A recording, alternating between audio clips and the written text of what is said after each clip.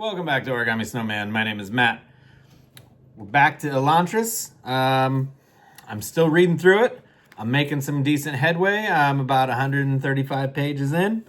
And I have to amend something.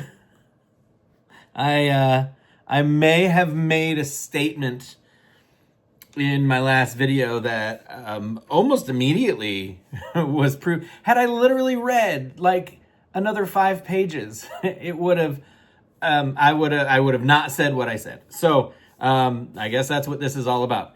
That statement involves Hrathen, the priest, and how he doesn't actually want these people. I don't even remember what race they are. There's a lot of names of cities and religions and just stuff going around, and I'm not clocking it all. It's just I'm trying to follow plot and not trying to be pedantic about terms. But Hrathen, I said he didn't want the people to be converted. He wanted them to be wiped out because, again, his mission is to convert the people of this city. He has 3 months to do so. At the end of that 3 months, if they're not converted, they're eliminated. They don't know this, but he does. And I thought that he was like, good, let's get him out of here. But that is not the case. He does not want them to be killed. His right-hand man, Dilaf, I think his name is, he does. He hates them. He hates them with a passion. He's like a real bitter, nasty, angry little man. But he wants them dead. Hrathen wants them converted. So I misread his motivation. I misread his character also, because apparently he's not as diabolical as I thought. He's very clever. He likes a good argument. Sareen kind of encounters him preaching out, well, I was going to say on the street, but they're on the top of a wall looking into Elantris. And he's preaching to this group of people, and she kind of slips in and very innocently asks him questions that she knows will derail his speech. And it does. And she continues to ask questions and continues to derail him. And he kind of like, he clocks her and kind of appreciates the fight.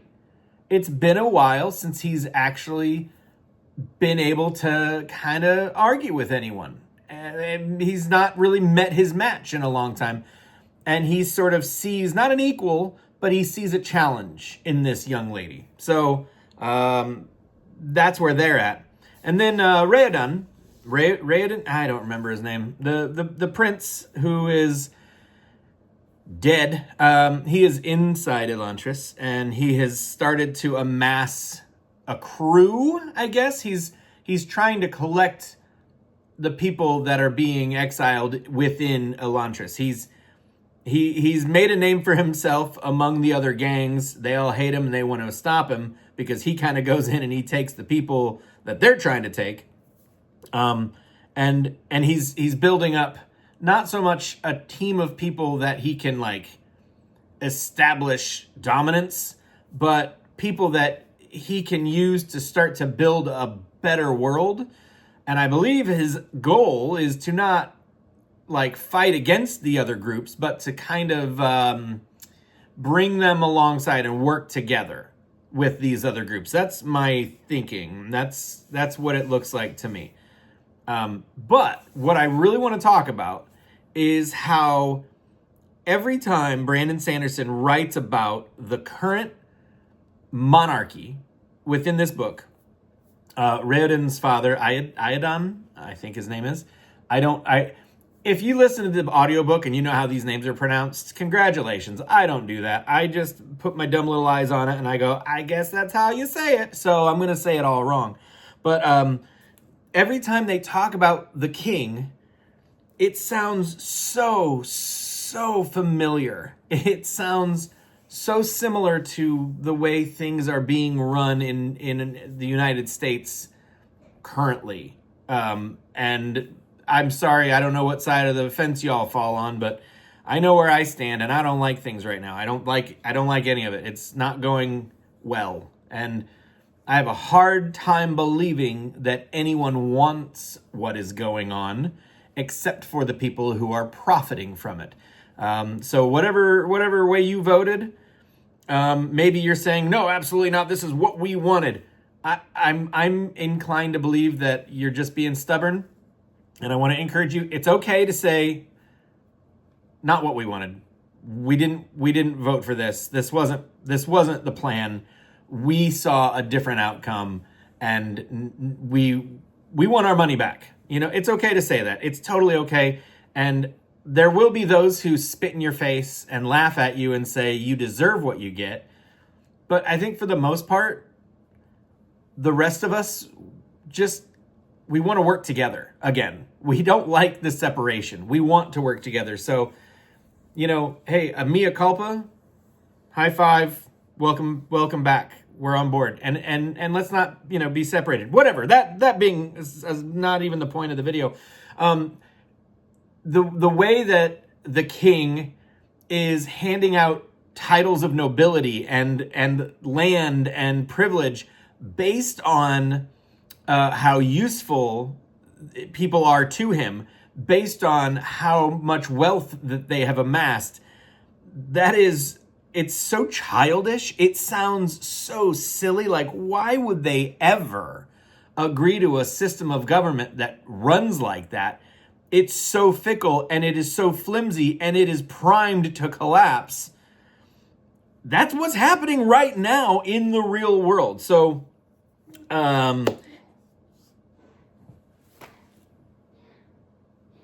there's a cat vomiting somewhere in the house. Please, excuse me one moment. Hi, I'm back. Remember me?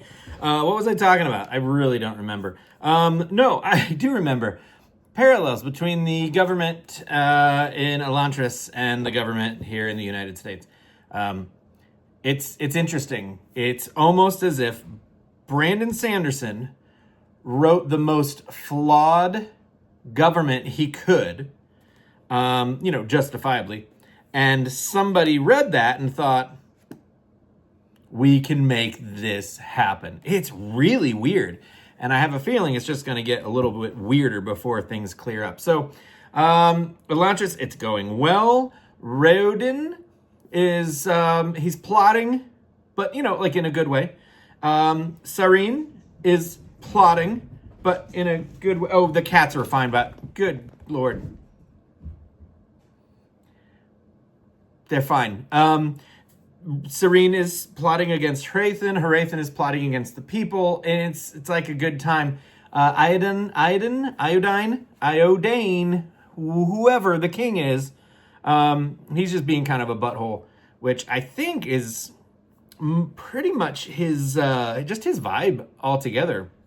And Sareen is discovering that there is unrest among some of the nobles, even though none of them are really noble. Like, any royal titles anyone has held, it's been for like 10 years, so like less than a generation. So they're literally just playing. They're playing at royalty. That's all they are. They don't have any truly established claims. And to make matters worse, they have kind of reestablished a caste system, involving slavery. And I mean, who do these people think they are? Do you know what I mean? It's really kind of upsetting, but it makes for a good plot. So that's where we are in Elantris, and I suspect that at some point, like, Sareen has not yet realized that the husband, who she has never met, who has died, is still moving around. In fact, she saw him when she was looking into Elantris from the top of the wall. She saw him and Galadin on a rooftop, but didn't know who they were. Obviously, she just noted that these two guys, their vibe is a little bit different than all the horrible, miserable people down on the street. They look like corpses that are just dragging themselves along. But these two guys, they look like they have a plan. She didn't know who she was seeing. They didn't know they were being seen. It was just a fun little crossover. But whatever, it is what it is. And we're going to see how that unfolds. I'm hoping that I don't read so much so quickly that I finish the book before I have time to do like more videos. I'm doing these like every day, but some of you may not know, I'm a school bus driver, and so I have most of my reading is done while I'm sitting on my bus, usually before the kids come out or before my route starts. Between my elementary route and my high school route, I have roughly 40 minutes where I'm parked at the high school waiting for their day to end. I could go do any number of things. It just doesn't, logistically, it makes more sense for me to park at the school. And while I'm parked there, I do my reading. It's quite nice, except sometimes people like to come and ask me questions. I'm also the trainer, and so they assume that I know things. I really don't. I talk a good game, but I get a lot of reading done. And this reads really quickly. It's just got a decent flow. Now, as far as the quality of the writing, if I didn't already know that this was his first novel, I would have clocked it as definitely an early novel. He doesn't seem to have the same maturity going through this as he does in some of his other books. Not that he lacks confidence, but sometimes he is very concise often when it comes to dialogue. He does a lot of repetitive speech. He drags things out longer than they need to. In Mistborn, in Stormlight, Brandon Sanderson is very good at saying, hey, if you're not going to get it with 5 words, you're definitely not going to get it with 25 words. So you'll figure it out as we go.